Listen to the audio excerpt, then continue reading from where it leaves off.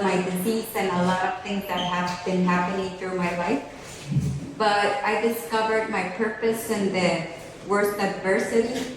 And actually, what I discovered is that in any impossible with him, it is possible. And I know he left me here on earth because I have to show that to the world, that with him, everything was possible. And also, I titled the conference, The Disruptive World of Sofia. Because since I was a little girl, I was different. I didn't know why was I born in that family, in this country. Now I understand, and it's about the purpose, everything. But I have been a little crazy and disruptible when I've been very different. So, yeah, Sofia's Disruptive World. I discovered my purpose through the greatest adversity of my life. So, yeah, my name is Sofia. I'm 40 years old. I come from a very, very, very Catholic family. My father is a gentleman of La Orden de Malta, and my uncle is the ambassador. It's a protocolarian religious branch of the Catholic Church, but they're like socially, we move in certain circles, and everybody knows my parents, and it was like the well-behaved little girl, and it was a lot of pressure socially, and they're still there. And I don't have any Christian family. I mean non-Catholic. I'm the only Christian evangelistic, or I don't know how to. And the other thing is that I'm a ballerina, classic ballerina, since I was 5 years old. I graduated in Florence when I was 20 years, so it was 15 years of very, very, very hard work, trainings, and actually one of my book's chapter is my professor. He really marked my life. He was a French guy, very strict. And also, I come from a German family who came from Guatemala. They're all very brilliant businessmen. They came from coffee, and from my mother's family, they're all diplomats. My great-grandfather was president of Guatemala. My grandfather was minister. So I'm telling you this detail because I had a lot of pressure in my life. Like academically, they expected me so much. My parents are economic. Both of them, they got their master's degree in Virginia. So I lived there when I was a little girl in Washington and Virginia. And it was tough, like not just it was never good enough, but also the pressure of everybody. And of course it was humanly achieving, but very hard to do. But the worst thing was that I became the worst nightmare to myself because I started to demand myself, and it was never good enough. It was never so many titles, or it was never good enough. And I was very hard with myself. So I have had an amazing, amazing life. Blessed, intense, passionate. Since I was a little girl, I have been very, very passionate, social, sensitive. And actually, when I was 6 years old, I drew this machine. And it was like a fabric, and I put little people in it. And my dream was to, when they came out, to be happy and like fill out all their dreams. And that was my dream as a little girl. So I left Guatemala. You can change. When I was 17 years old, I went to live to Cambridge, England. I studied at Queen's College. I studied business. I was where Newton were. And actually, I have been very responsible and like focus driven to what I promise, and whatever I start, I finish. So yes, I studied a lot. I worked also in the library to pay some of the credits of my studies, but I also exercised until I dropped dead. And also I partied a lot. I drank a lot. I had so many boyfriends. And I was partying like badly. Like I got unconscious every night of so many alcohol. definitely I didn't have drugs because I became an addict, definitely. Because when I love something, I go like very deep in it. But it was extreme life. I didn't sleep, I partied, I studied, I worked, and it was like, okay, she has the amazing notes, grades. And my parents visited me, and my mother said, wow, you're partying, have a blast, enjoy, drink, party. So I said, okay, it's fine. I didn't go back to Guatemala. I decided to go to, we can change, to Florence. And that's where I ended my career as a ballerina, but actually it was a lot of training, a lot of hard work, but also it was a bohemian world with a lot of artists, with a lot of drinks, with a lot of party again. So it was a very disordered life. But Sofia was studying in Cambridge and dancing ballet in Florence, so everything was okay. So I came back to Guatemala, and some of the things that have helped me all my life is to be purpose-driven and know what I wanted. So I definitely wanted to study something in organizations that I could help people to be like healthy in their enterprises, because I saw my parents were all the time like tired or blaming the companies they worked in. So I decided to study in Francisco Marroquin University, business administration and industrial psychology. The thing is, nobody studies two careers in Gamarro because it's very tiring. And I also worked, and I started doing 3 at 1. So I trained 8 hours a day, I studied all night, and I left alcohol. I am very determined. So when I leave something, it's not coming back. So I studied a lot, I worked a lot, but I started to feel different. And you're gonna see a lot of pictures like very important in my life, and then you'll know why. So I graduated, I started to work in little human resource consulting companies. I grew into medium, and I wanted a multinational. I wanted Ernst & Young or PricewaterhouseCoopers, and I got into Deloitte. And I grew to be junior, senior, and I was the director of human capital in Guatemala. It was a very, very demanding position because I was like 24, 25 years old, and I had to go to Cámara Industria and Turizagro and the biggest companies to tell the managers that they were not doing well in the human resource area, and it was very tough, but I went extreme. I loved it, and when I was in the position I wanted, where I wanted, I decided that that was enough. I'm a multifaceted person, so I need to change a lot. So I decided to apply to a scholarship in Barcelona to study international business and public relationships and open markets, and they gave me a scholarship. So I went to live to Barcelona. Deloitte in Guatemala gave me an intern job in Deloitte Barcelona, and again, those pictures are very important for me, especially the one where I'm graduating. Those are my parents. They came because it was a miracle, and I'll tell you about that. I'm going to go back and forward. And it was very important. Those days, I was again studying, working, partying, but that never stopped. So I'll tell you what happened. So I got back to Guatemala, and my goal was to be in the Ministry of Foreign Affairs. I wanted to be a diplomat. I tried everything. I opened a startup. I got another master's degree in public relationships. I got to be a missioner also. And nothing was what I wanted. So I didn't want it to do it because of the connections of my family. So I took my resume for 9 months to the Ministry of Foreign Affairs every single week. And 9 months after they named me, I was it's called Primer Secretario de Naciones Unidas, but it's First Secretary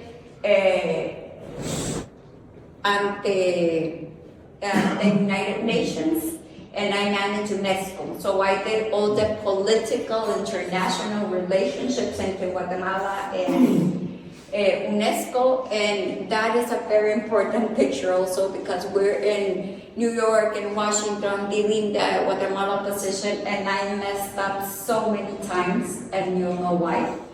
But I was there. I was a diplomat for 2 years. I decided not to continue because a lot of reasons. And I was in so many debts because of my health and of my studies, and I needed to pay everything. So I got 4 jobs. I teach in university, I get consultancy. I was even an agent in a call center, and the 4th one was that I started organizing entrepreneurship events, and it was because I needed to pay my bills. I worked so hard for 1 year and I paid everything. But I organized Global Entrepreneurship Week, and it was amazing. And the host in Guatemala was University Francisco Marroquin, and they have the biggest entrepreneurship center here in Guatemala. It's Kisner Entrepreneurship Center.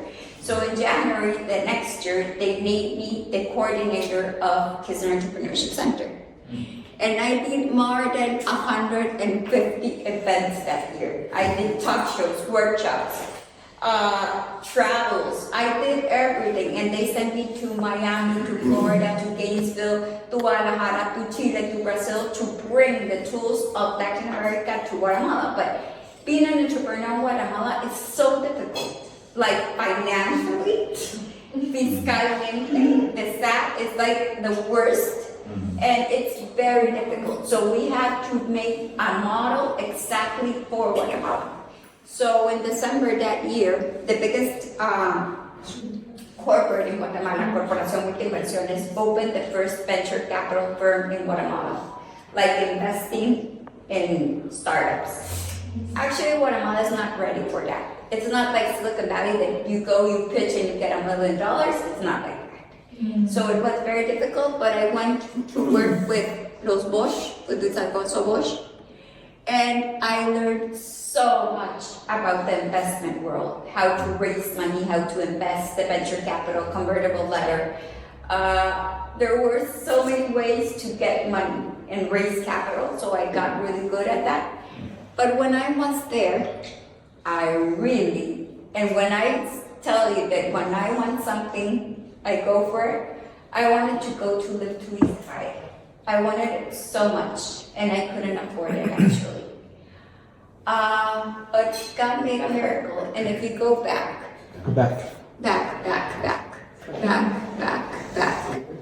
everything back.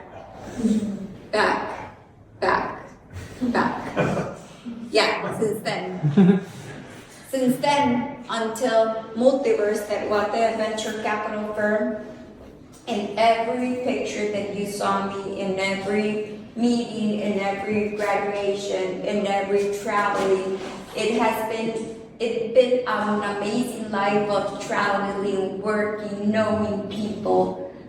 But between all that wonderful life, I got sick for 25 years. I had anorexia. I had weighted all my life since 49 pounds to 86 has been my highest weight. I'm weighing right now 60 pounds, and that was the reason they didn't want me in the ship. And my liver, kidneys, pancreas, everything collapsed. And I have been into 28 intensive cares for eating disorder treatments here in Florida, Mexico, Spain, and in 2 psychiatrists. And for a year and a half, I didn't eat anything right now. I was connected to a group. So everybody said that I was gonna die. Nobody gave nothing for me, just my dad. He really kept believing, and he always told me, Sofia, it's for a purpose, it's for a purpose. And when I went to Francisco Marroquin at my 50 pounds, and I remember that all my back was with Llagas because I was so thin. And everybody told my parents, she's gonna die, don't bring her here. But they knew that having a gold would keep me alive. So I went to university and to work and to travel, even though I was so sick. And in the meeting in the United Nations, no, it was one by one. Okay. Well, that meeting was horrible because I was so weak. It was New York, it was freezing, and I wasn't thinking about the diplomatic thing I had to say. I just wanted to be like with energy, and I didn't know if I was gonna faint there. So it was really a struggle to be in such positions, but God permitted that. And now I know the purpose. He did everything so perfectly. And if you go in the next one, no, I'm sorry, back. Oh, sorry. Here, yeah, that one. That is my graduation in Spain, and it was like, I was studying and working, and they gave me, it was a Friday, I went to the Beach Hospital because they gave me an appointment, a medical appointment.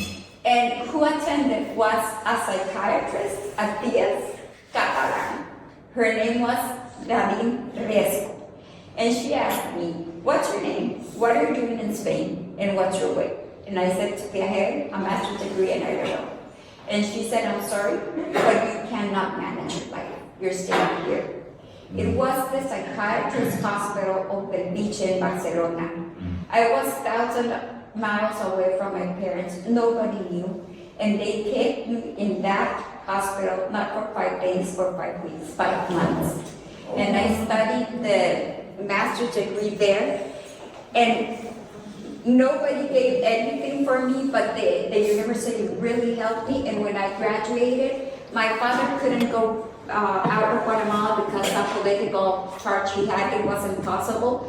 But my doctor and the dean of my university sent a letter to the judge of Guatemala, and he could fly for 3 days. So that was a miracle when he got there.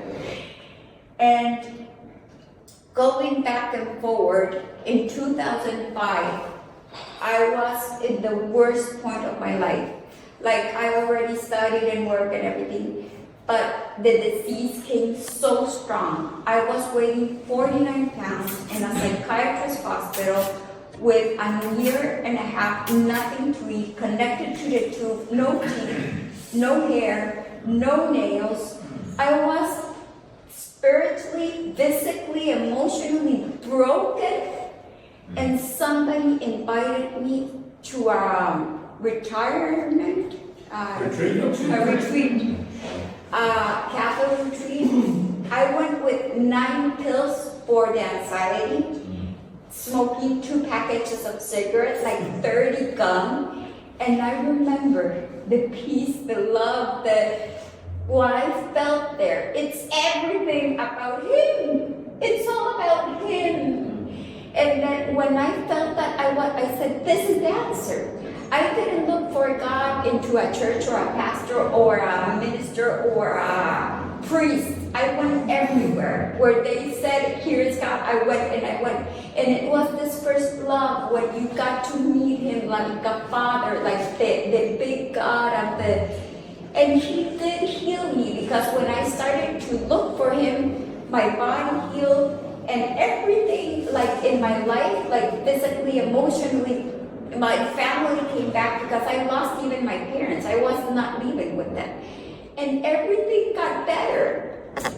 And it was amazing. And everybody saw it. So I didn't decide to go public. But yeah, my testimony went public. And that's why so many people know me now.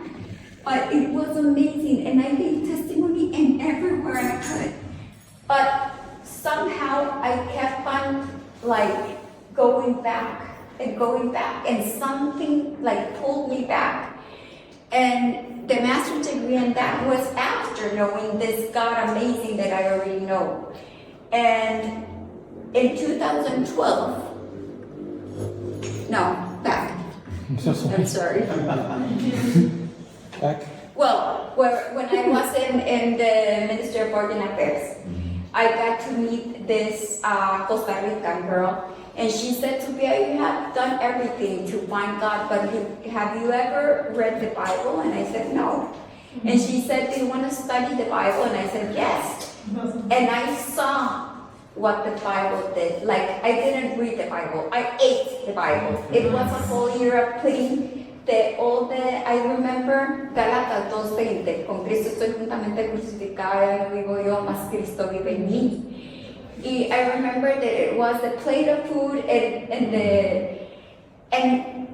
now I can tell you since then, my liver, my pancreas, my stomach, my kidneys, everything is in perfectly function. I can eat, I can go and poop, and it was a miracle, and it looks like every little part of my body functions perfectly. So in the ship, now anything is impossible, because every time they say you're weighing 60 pounds, yeah, but all my tests are amazing, and that's why I went into the ship. So he really did a miracle. But when that happened, I was working in Multiverse in the venture capital firm there. And the reason I wanted to go to Israel, because I was totally healed, like every little part of my body. But one of my dreams is to be married and have a kid, and actually have my period back, because for 12 years I didn't have my period. Like, it was totally dry. It was like a mess. And reading the Bible, there are a lot of passages that I have told myself, and I know that Jesus gave me that passage for me. And reading the Bible in 2013, March 31st, I understood the power of the cross. And this whole world is created for Him. And we should all bow, and we should all worship, and we should all honor Him. And when that power of Jesus came into me, I knew that I was already healed, but I wanted my period back. And there's a passage in Luke 8 and a lot of other Gospels that says when Jesus was walking in Capernaum and all the multitude, and He was going to heal Jairus' daughter, there was a woman who touched his clothes, and she was totally healed after 12 years of having the period non-stop. So I said I had to go to Capernaum to ask that miracle, because I'm going to be healed. And I couldn't afford it, but the government of Israel gave me a scholarship again. Yes. And I went to live to Haifa. I went to live to Haifa to study the entrepreneurship nation and how to develop startups, entrepreneurs, women entrepreneurs, and I traveled all Israel. Like, I went to Nazaret, Cesarea Norte, El Sur, Cana, I know all Israel actually. And boarding the Sea of Galilee, before coming to Capernaum, we stopped in a little town called Matala. It's very, very virgin still, because in Jerusalem you get a lot of noise and you get every religion there. Here, when we got there, it was amazing. This is the Jordan River, but that is in Matala, and it was such a big presence, like you could feel Jesus. And we were 20 professionals, just 2 believers and me. And when we got there, there was a Colombian and a Costa Rican guy, believers, and we started crying because the presence was so strong. And the guy said, I'm gonna bring you to the new temple, and he showed us around. But everybody went in, and I don't know why I was at the dance. And the Colombian guy shouted, because everybody knew what I was looking for. And he shouted, Sofia, look what's here. And it was the mural. And the guy said, here is where Jesus healed the woman of the 12 years of period. And that's his feet and the woman's hand. So I started crying and crying and crying. I went back to Guatemala. I went to the doctor and I said, I know I'm healed. I know I will have my period. And he said, Sofia, I'm sorry. And he's Rodolfo Robles, so you can ask him. And he said, it's impossible. You're weighing 75 pounds. You have 5% of fat in your body. It's going to be impossible. That was Thursday. I started praying Friday, Saturday, Sunday. Sunday, I remember I went to a Christian theater, and I told my friend, I'm losing the faith. I can't, I'm starting not to believe. And he started praying with me and praying with me. And on Monday, I got my period then. Wow. And that has been 7 years ago. Today, my period is ending. So it happened every 30 years. Every 30 days, I'm sorry. I have my period every 30 days until now. I'm weighing 60 pounds. So when that happened, I said, I cannot shout out anymore. I have to speak to the world. So I decided to write the book. And I wrote my first book. Originally, it was called The Picasso That God Created for Sofia. But we published it as The Picassos That God Painted for Sofia. That was in 2020. We did a documentary and it has 400,000 views now. It became a bestseller 2021. And somebody told me it's gonna go around the world. The testimony is going to go around the world, but I didn't imagine that it was actually going around the world. But at that time, it was in Mexico. I went to a lot of Latin places to give it. I have been giving the testimony in a lot of places, but so we launched the book. And to write the book, my parents lived very well, but I independent myself when I was 17, so I have to pay for a rent and for a lot of things, so it has been difficult to work a lot and be independent in Guatemala, be an independent entrepreneur. And when I launched the book, I knew I had to quit everything, so I quitted my job, I quitted everything, and I got into my apartment, and all the book was sponsored, and Cash Luna paid the edition. I don't know him. The entrepreneur organization paid the printing. I don't know that. It was everybody said we believe in your project, we believe in your project, and it was a very expensive project because I published a lot of books and I did my own editorial thing, my international number book. I didn't do it with editorial, so I publish it, commercialize it, but the good thing was that Microsoft Regional invited me to give the testimony in COVID to all the managers because it was a faith testimony between pandemia. And it got me into 42 companies. I went to McDonald's, Cementos Progreso, the banks, and they bought my book also. So it went And I became independent. So I opened this little company with all the faith.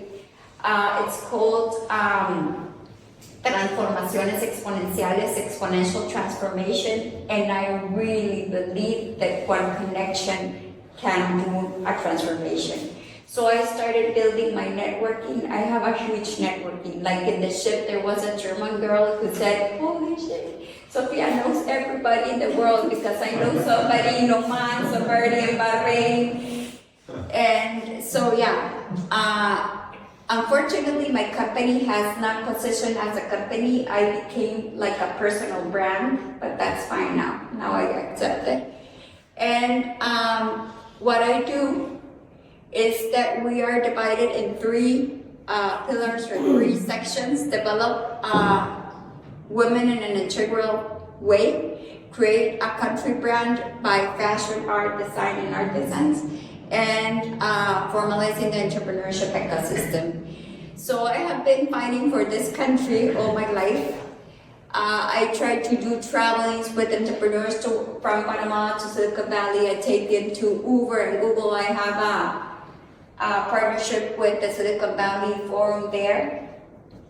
Also, I make a lot of entrepreneurship competitions here in Guatemala. I go with a big company. This is Oakland Mall, and the business was they gave me 3 different kioscos, little stores for entrepreneurs to sell their things for 6 months without cost of rent, and they gave me that. So I organized all the competition, and they pay me for that. And yeah, and those are some of the national and international entrepreneurship. Because I know that entrepreneurs need certain tools, so that I can get them mentors and a lot of tools to build up the ecosystem in Guatemala. I already find a way, and I do a lot of women conferences nationally and internationally. That was the biggest one we did, 900 women in Zone 4. Oh. But it was like tiring.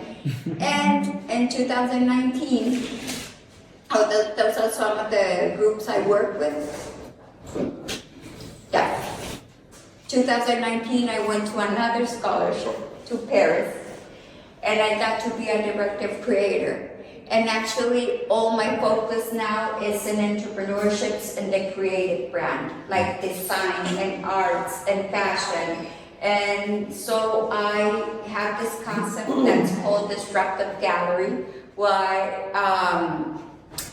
I am the representative of a lot of artists and fashion designers and artisans in Guatemala.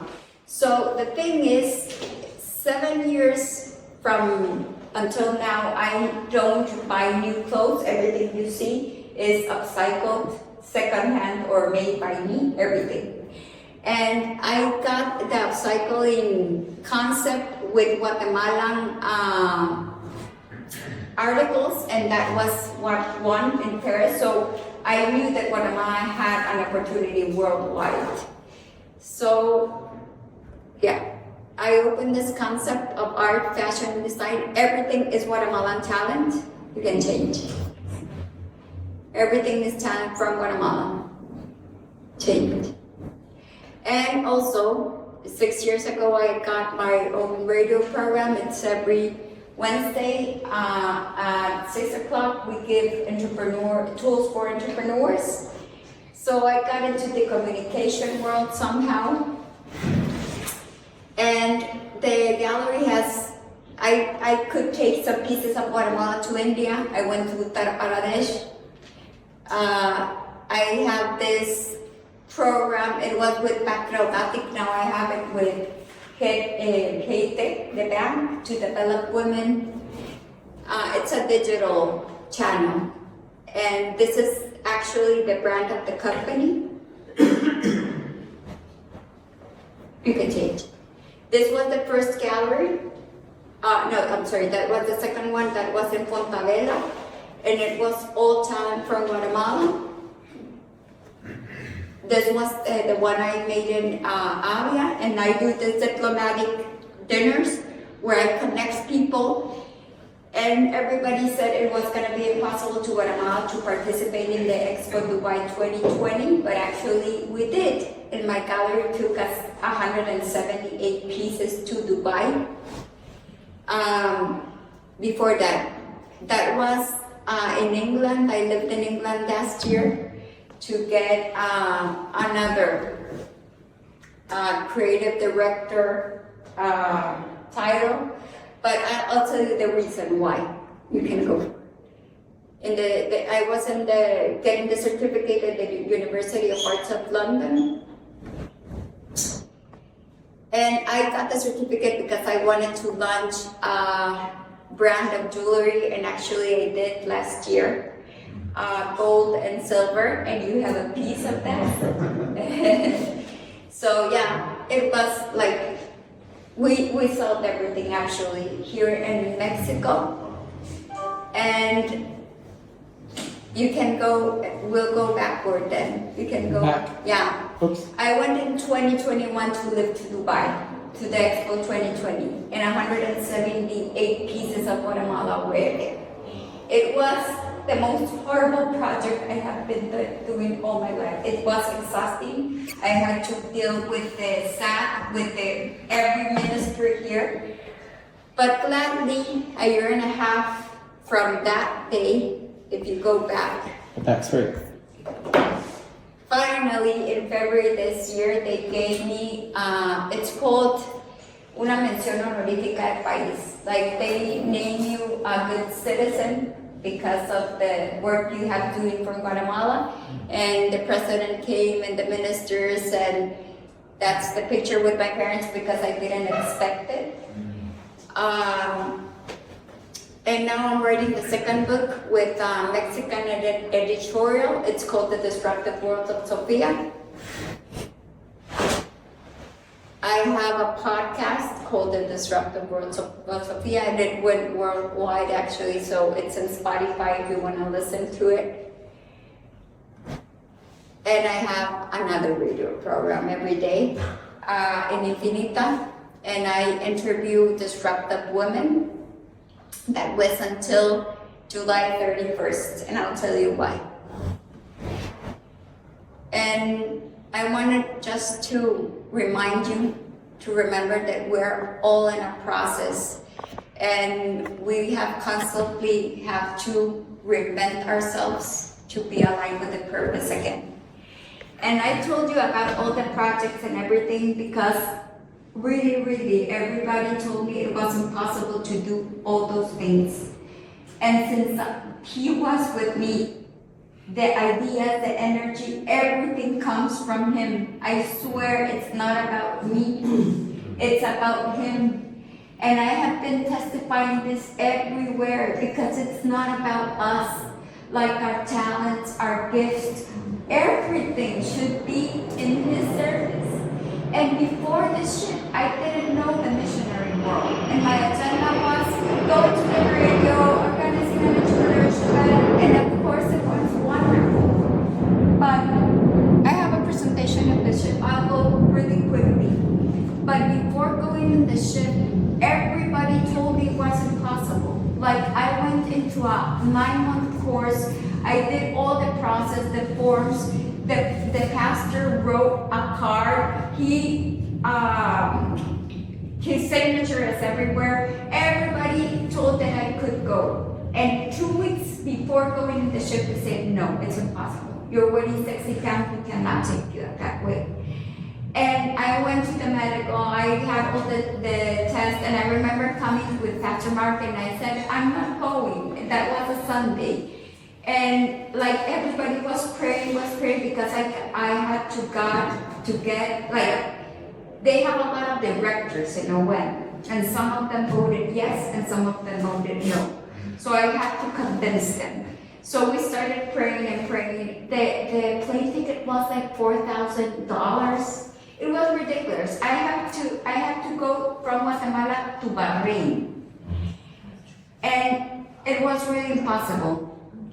And now I'm telling you that really, the ship, the missions, and no one was a life-changing experience.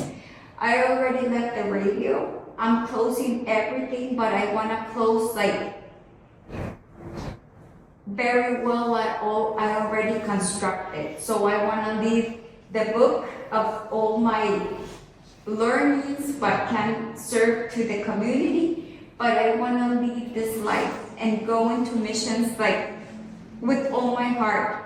It has been the best thing that happened to me. Like they let me stay in the ship for 6 weeks, but the position they gave me, it was like Jesus telling me, you studied this and this and this and this because here I had to use it.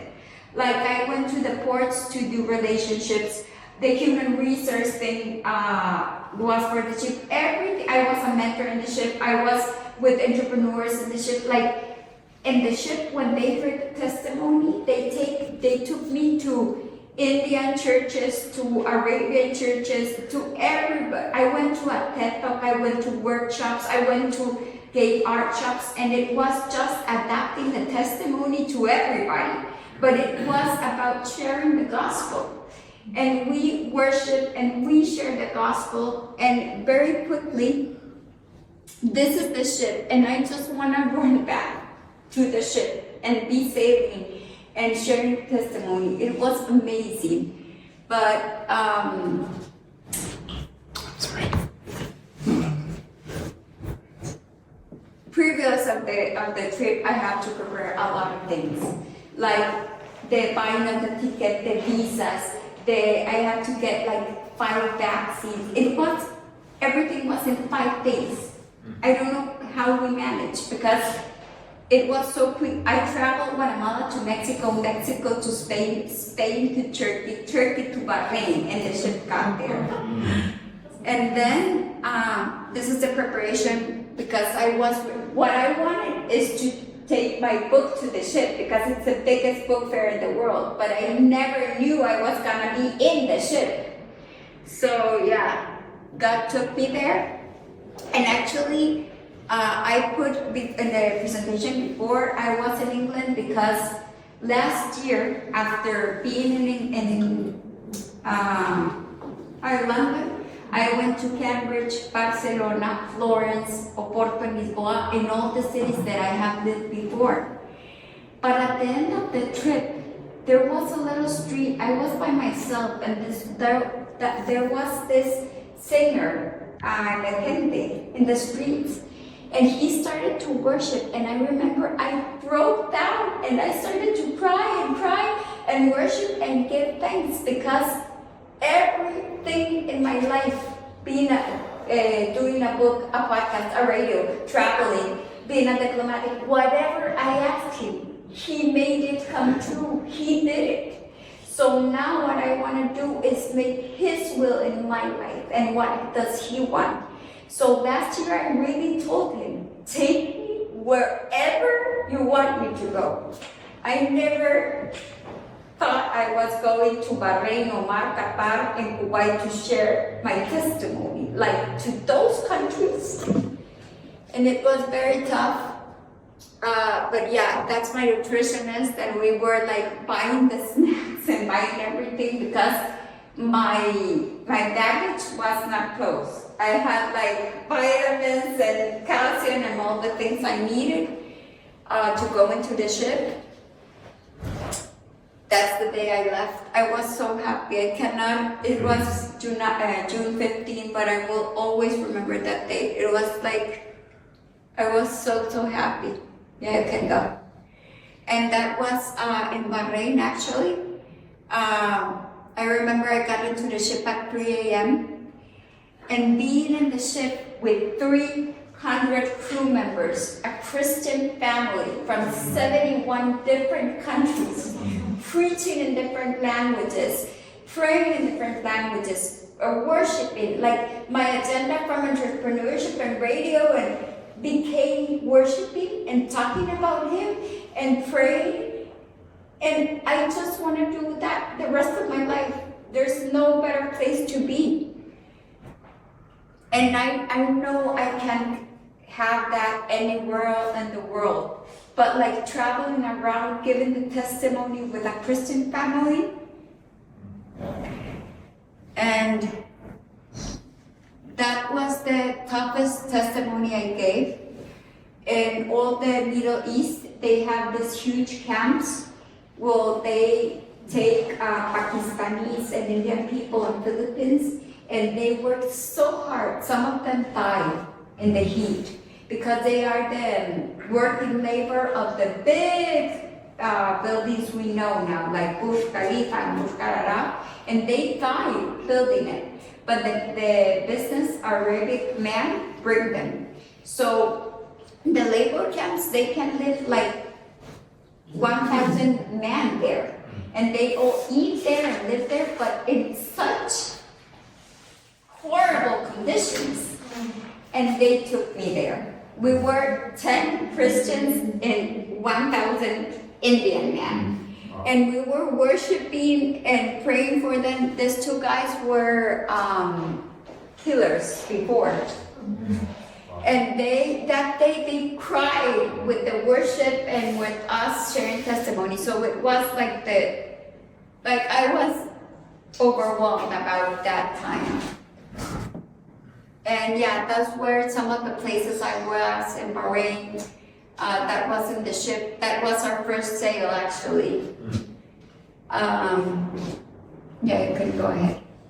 That's the book. It's already in the ship. In both Logos and Doulos. So yeah, it's in now.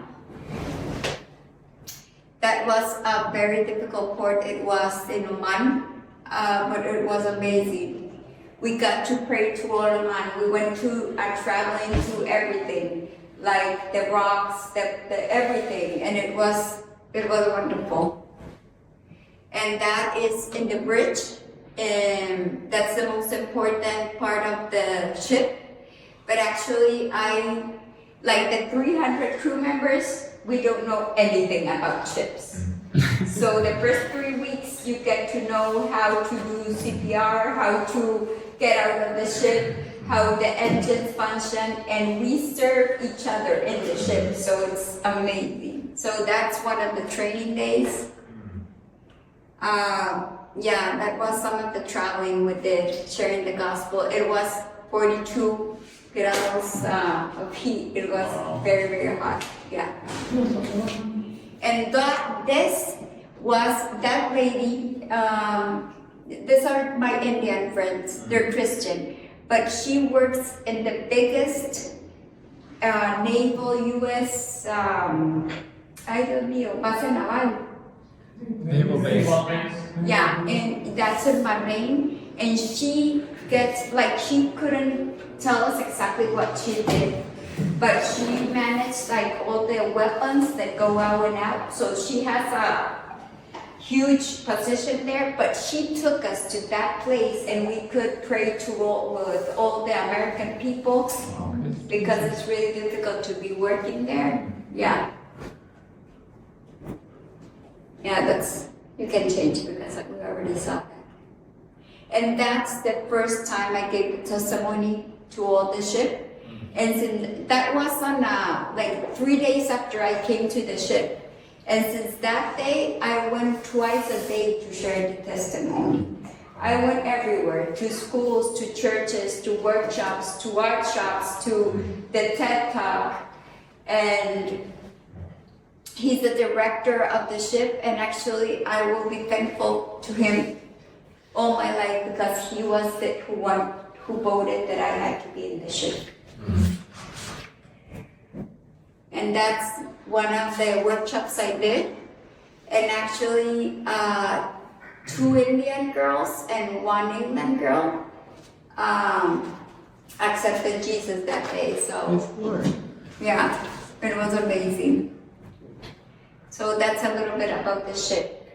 And my goal is to close everything like very well as he told me to. Like I'm leading the company, everything, the radio, everything. Also, my father has to have a big surgery.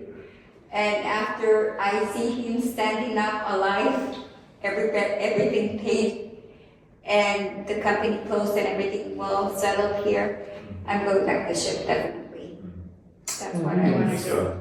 And go into missions, like, that's what I really, really want to do. And it's just being in the ship remind me, because I already knew it. But he's like the best thing that has happened in my life. Like, I'm totally in love with him. Like, I cannot explain, and it's everything about him. It's not the projects, it's not the ideas, it's not my energy, it's about him. So thank you.